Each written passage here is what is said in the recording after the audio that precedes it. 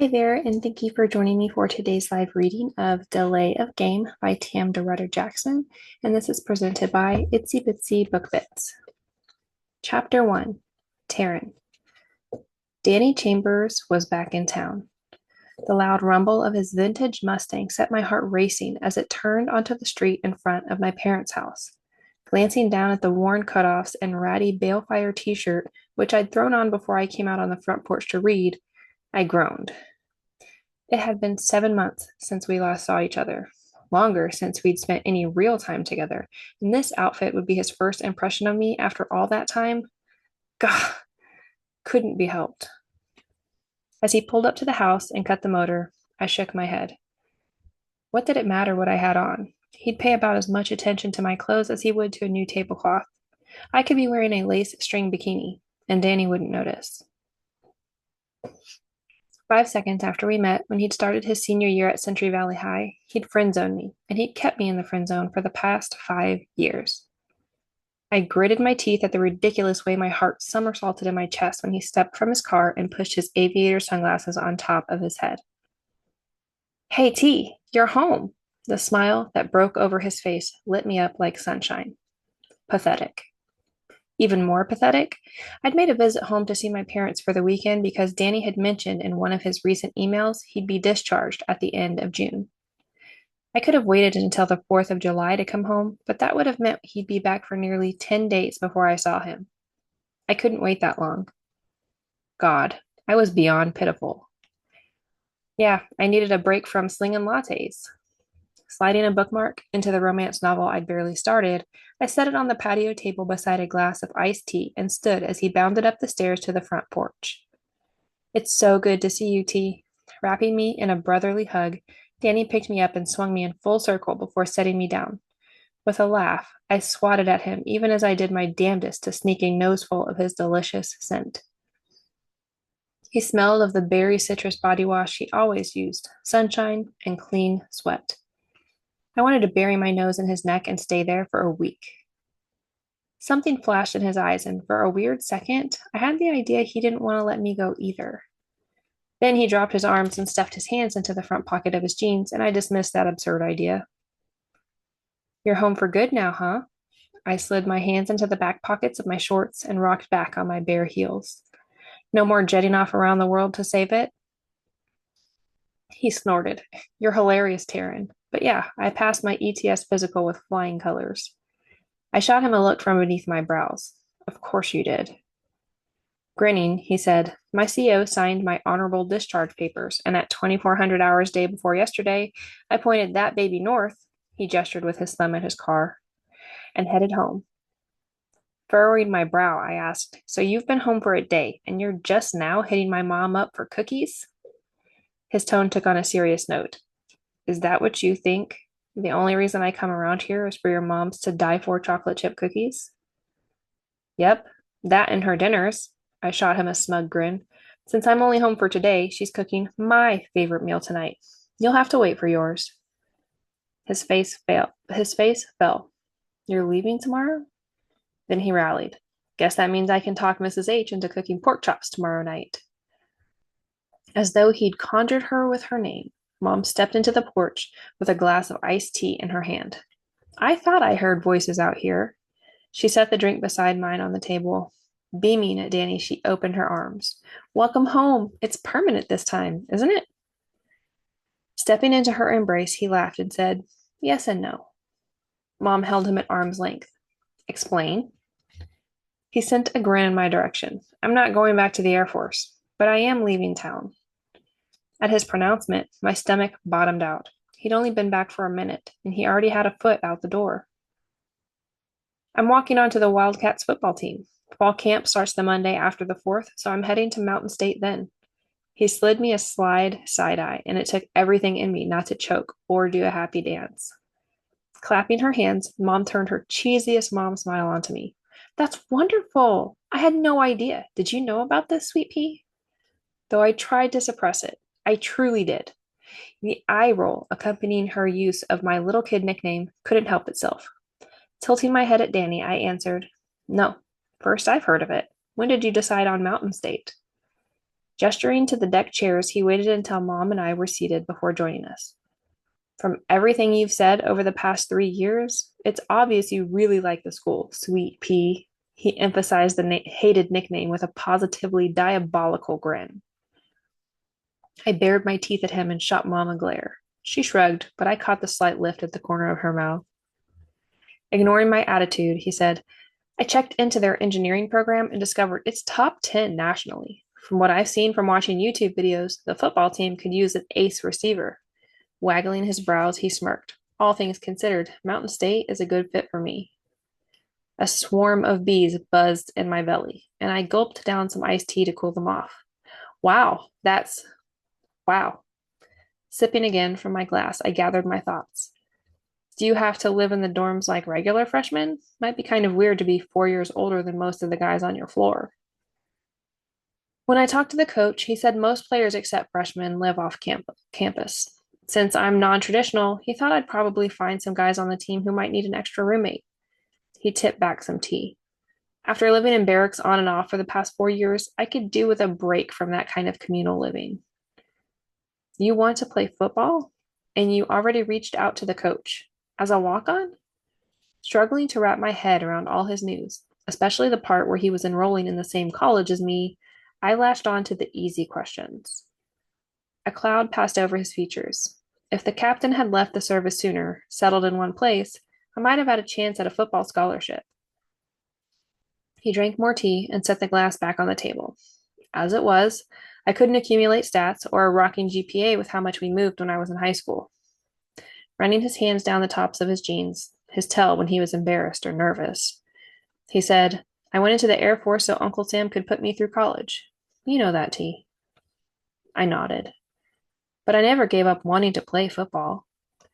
The quiet conviction of his words pulled memories to the surface, memories of Danny tearing it up on the Central Valley High field every Friday night, the announcer booming his name through the PA system. Other memories followed, memories of me on the sidelines in my cheerleader uniform cheering my heart out for a guy who would only ever see me as a friend. Well, I think that's just wonderful, Danny. Taryn can help you learn the ropes for getting along on campus. For my own sanity, I had to put a stop to Mom gushing about Danny and me hanging out at Mountain State. Danny will be on the campus with the team for weeks before classes start. No doubt his teammates will have him all lined out by the first day of class. Oh, but the two of you will still be able to hang out, I suppose. Her eyes twinkled, and I wanted to shout at her for the bazillionth time that the two of us were friends. She'd been reading more into our relationship from the first time I brought Danny home to study together when I was a junior in high school.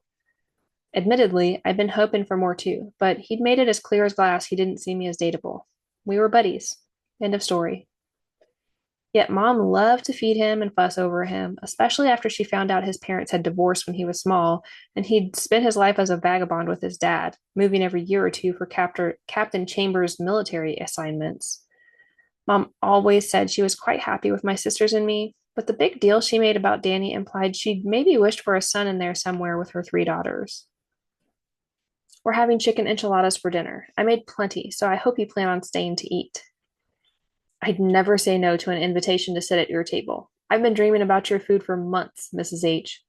Danny flashed his million-watt grin, and exactly like every other woman who'd ever come into contact with that smile, my mother swooned a little. I couldn't blame her. The man could coax a nun to stray when he turned that smile loose.